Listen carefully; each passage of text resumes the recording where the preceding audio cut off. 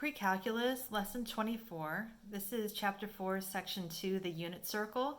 So we looked and talked about this a little bit in the last section in 4.1, and I talked about angles and how we put an angle now. We know about angles, and we put an angle on a coordinate plane. And what they want us to do for a unit circle is imagine that a number line is wrapped around the circle, a real number line. So we're starting, and it's called a unit circle because the radius on it is 1. All the way around, it's got a circle radius of 1. And so the circumference on it, remember circumference is 2 pi r. And with a radius of 1 unit, that gives the whole circumference of its 2 pi. And we talked about that in the last lesson. It starts at 0, and then halfway around you've gone pi. And when you've gone all the way around, you've gone 2 pi. And so they're reminding us that we want to wrap the real number line here around this circle. And so it starts over here at 1, 0. And then up here on the unit circle, it's at 0, 1. And then over here, it's at negative 1, 0. And over here, it's at 0, negative 1. And back to where we started at. So at different points on the circle, you've got different numbers that correspond to where it is with regard to how far to the left and right it is. All right, so down here, the sine of t on the unit circle is the y coordinate. The cosine of t is the x. And t can be, they're referring to almost kind of like to the angle where t is at, or they call it sometimes theta. But the sine and the cosine's x, and then sine is y, or so the cosine of t is x and the sine is y. So instead of saying x, y, we have the cosine and the sine. And then tangent is y over x. And by the way, you need to know all of these. Honestly, make yourself a flashcard to memorize it, or put it on your note card. Imagine it's getting pretty full, so you're going to need to start memorizing some things. Tangent's y over x, and again, y is sine, so they also say it's sine over x, and x is cosine, so cosine t. So tangent is sine over cosine, and then cosecant is 1 over y, and y is sine, so cosecant is 1 over sine. And then secant is the inverse of cosine. It's 1 over x, or you could say it's 1 over cosine. And then cotangent is the inverse of tangent. So it was y over x, so now it's x over y. So instead of sine over cosine, it's cosine over sine. All things that you need to memorize.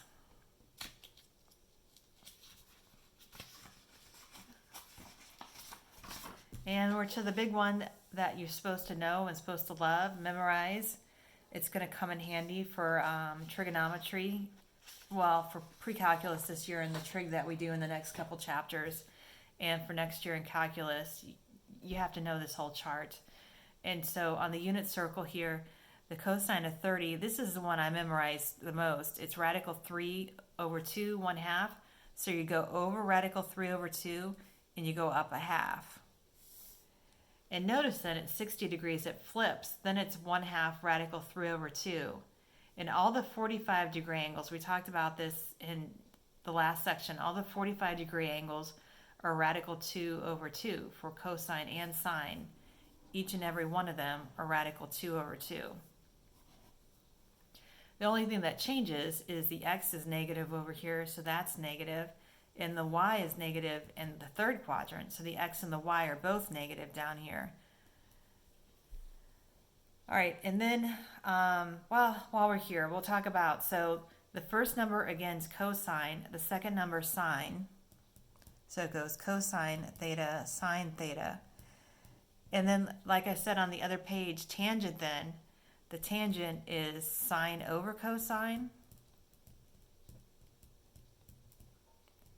So like, for example, for the 45 degree angle, if you wanted to find what the tangent of it is using the unit circle, you would divide the sine by the cosine. So radical 2 over 2 divided by radical 2 over 2, which is 1. So the tangent of 45 is the number 1. All right, and then let's look down here at cosine and sine a little bit. So I wanted to look at the wave with you so you could understand more on the next page the rule here about even and odd. Cosine here is the blue wave right here. Notice the cosine. It is symmetric to the y-axis. It folds over it. And when it's symmetric to the y-axis, it's even. So cosine is even. And remember, when it was even, xy changes to negative x, positive y, just the x changes. And so, for example, here you have the point 1, 0. Over here, when it flips across it, it goes over to the point negative 1, 0. And then sine is odd, because the points on that, remember when it's odd, the x and the y both change to negative, so it becomes negative x, negative y. So on the sine wave here, we have, for example, the point up here, pi over 2, 1. So we also have on it negative pi over 2, negative 1. Both the x and the y both change signs. And tangent, here's the tangent function. Whenever it divides by 0, because remember tangent was sine divided by cosine. So cosine is 0 at 90 degrees and at 270 degrees are every pi. So whenever you divide by 0, it's undefined. So that's why it's undefined at a regular interval of pi, because we're dividing by 0. Or you could, yeah. All right, so on the next page here, they have a rule here. They say that cosine and secant, remember, secant is the reciprocal of cosine. So cosine and secant are both even. And then all the rest of them, sine, cosecant, tangent, and cotangent, are all odd. And so the rule on that is cosine of negative t is equal to cosine, and the secant of negative t is equal to secant. And then for all of these, if you have sine of negative t, it's equal to negative sine of t. Or tangent of negative t is equal to negative tangent of t. So we'll come back to that. So the next one says determining values of trigonometric functions. They want us to determine the exact values of the 6 trigonometric functions based on the angle. So this angle theta has a measure of 12/13 and 5/13. Remember, the first number is cosine. So the cosine of theta is 12/13. And the second number is the sine. So the sine of that angle is 5/13. So that's 2 of the 6 trigonometric functions. So we also want to find the tangent of theta, and the inverse of cosine is secant. Inverse of sine is cosecant. And then the inverse of tangent is cotangent. All right, so to find tangent on this, I'm going to remind you that tangent is equal to sine over cosine. So I'm going to take what sine was, which was 5/13, and I'm going to divide it by what cosine was, which was 12/13. So 5/13 divided by 12/13 is 5/13. Well, no, it's not 5/13, it's 5/12. So that makes 5/12. All right, now you're wondering, how did I get that? Well, because it was divided by 13 on the top and the bottom, so I could just multiply by 13 on the top and the bottom to cancel it out. And so that leaves behind the 5/12. Now the inverses, you just have to flip them all over. So instead of 12/13, 13/12, then 13/5, and 12/5. And we're all done with it. All right.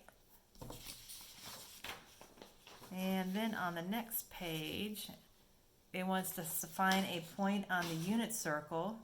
Find the point xy on the unit circle that corresponds to the real number t. So if t is pi over 3, all we have to do, they want us to go back to the unit circle, and we want to find the number pi over 3. So going back and finding pi over 3 on it, here it is. at pi over 3, it is 1/2 radical 3 over 2. 1/2 radical 3 over 2. That's all they wanted us to do. And again, our goal is to memorize that unit circle. Okay, next up, they want us to evaluate the trigonometric functions. So knowing that t is 5 pi over 6, find them all. All right, so again, let's go back to that unit circle. So 5 pi over 6, it's right here. It's negative radical 3 over 2, 1/2.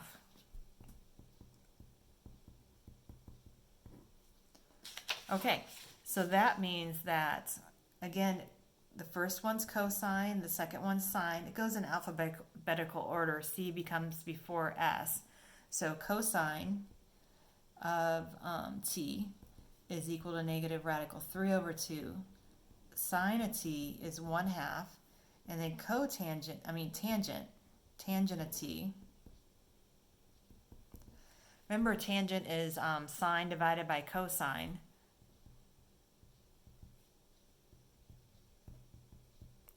So the sine was 1/2. The cosine was negative radical 3 over 2.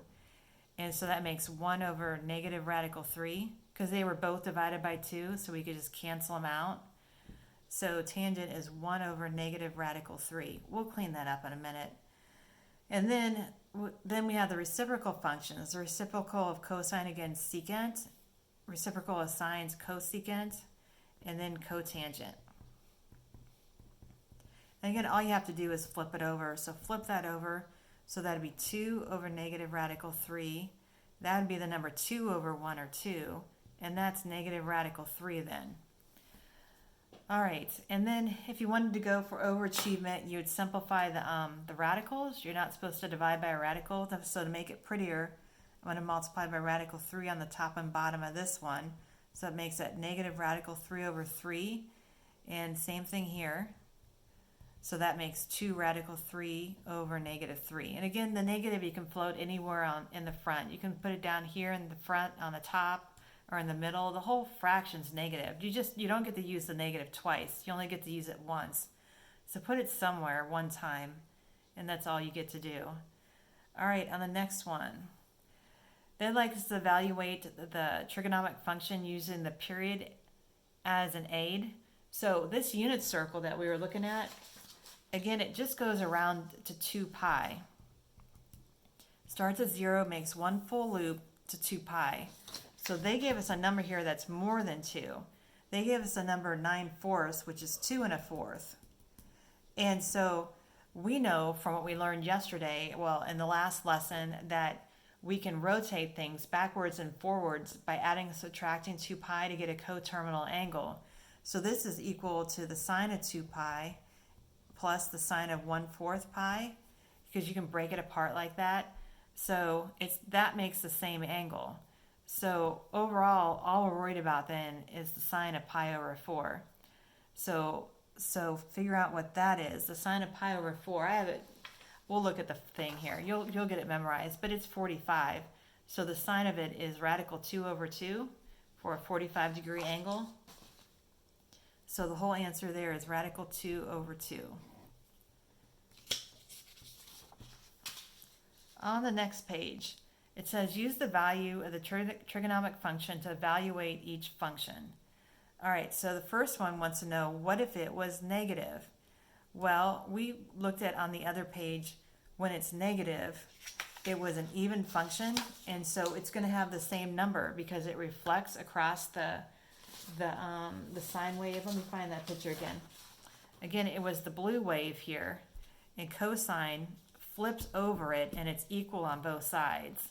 So since it's reciprocal and the negative of it's going to be equal, it's the same sign. It's the same number, negative 3/4. And then secant is the reciprocal of cosine, so just flip it over. So flipping it over, it makes it negative 4/3. All right, the tangent of negative t is equal to what we saw for the rule on it, equals the sine of negative t. And so the sine of negative t was 3/8, so it makes it negative 3/8. Again, because it's odd. So since it's odd, it has the opposite sign. And then again, cosecant is the reciprocal of it, so flip it over. So that's -8/3.